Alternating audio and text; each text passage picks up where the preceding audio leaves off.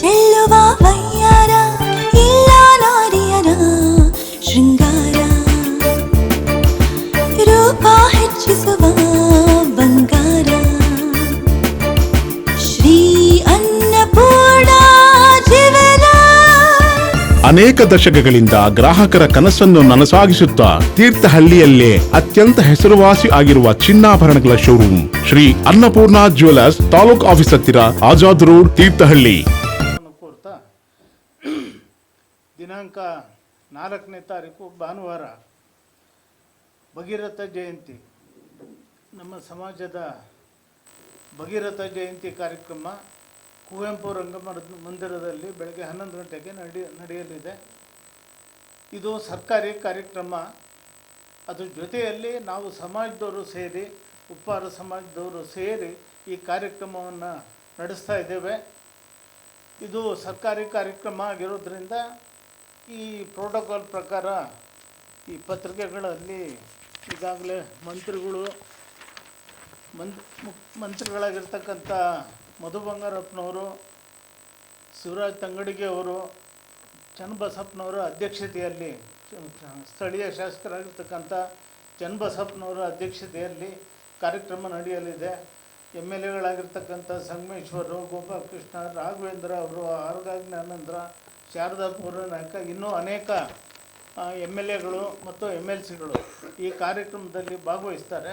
ಅದ್ರ ಜೊತೆಯಲ್ಲಿ ನಮ್ಮ ಸಮಾಜದಿಂದ ಇಡೀ ಜಿಲ್ಲೆಯಲ್ಲಿ ನಮ್ಮ ಜಿಲ್ಲಾ ವ್ಯಾಪ್ತಿಯ ಕಾರ್ಯಕ್ರಮ ಆಗಿರೋದ್ರಿಂದ ನಮ್ಮ ಜಿಲ್ಲೆಯಲ್ಲಿ ಎಲ್ಲ ಮುಖಂಡ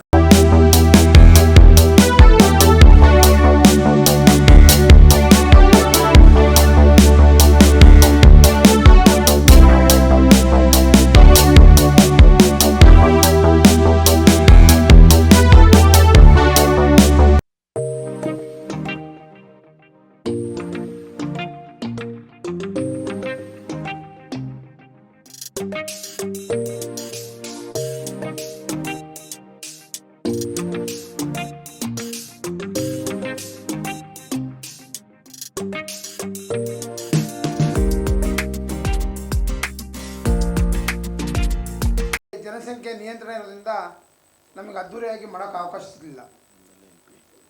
ಆಮೇಲೆ MLA ಚುನಾವಣೆ, MP ಚುನಾವಣೆ, ನಮ್ಮದು ಯಾವಾಗ ಜಯಂತಿ ಬಂದರೂ ಕೂಡ ನೀತಿ ಸಂಹಿತೆ ಬರೋದ್ರಿಂದ ಈ ಒಂದು ಆಚರಣೆಗಳು ನಮಗೆ ಸರಿಯಾಗಿ ಆಚರಣೆ ಮಾಡೋಕ್ಕಾಗಿಲ್ಲ. ಆದ್ದರಿಂದ ಈ ಬಾರಿ ನಾವು ಅದ್ದೂರಿಯಾಗಿ ನಾವು ಆಚರಣೆ ಮಾಡಬೇಕು ಅಂತೇಳಿ ಇಡೀ ರಾಜ್ಯದಲ್ಲಿ ತೀರ್ಮಾನ ಕೈಗೊಂಡು ಬೆಂಗಳೂರಲ್ಲಿ ಕೂಡ ಒಂದು ದೊಡ್ಡ ಮಟ್ಟದಲ್ಲಿ ಈ ಆಚರಣೆ ಮಾಡ್ತೀವಿ. ಅದೇ ರೀತಿ ಎಲ್ಲ ಜಿಲ್ಲಾಡಳಿತ ಎಲ್ಲ ಜಿಲ್ಲೆಯಲ್ಲೂ ಕೂಡ ಮಾಡ್ತಾರೆ.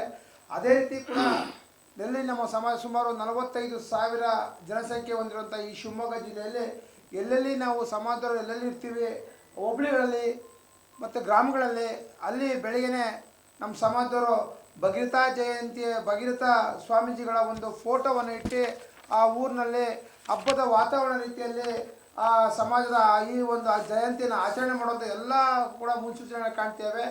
ಆದ್ದರಿಂದ ಅಲ್ಲಿ ಆಚರಣೆ ಮಾಡಿ ಶಿವಮೊಗ್ಗ ನಗರದಲ್ಲಿ ಏನು ನಾವು ಭಾನುವಾರ 11 ಗಂಟೆಗೆ ಈ ಕಾರ್ಯಕ್ರಮಕ್ಕೆ ಕುವೆಂಪು ಆಚರಣೆ ಮಾಡಬೇಕಂತ ಹೊರಟಿದ್ದೀವಿ.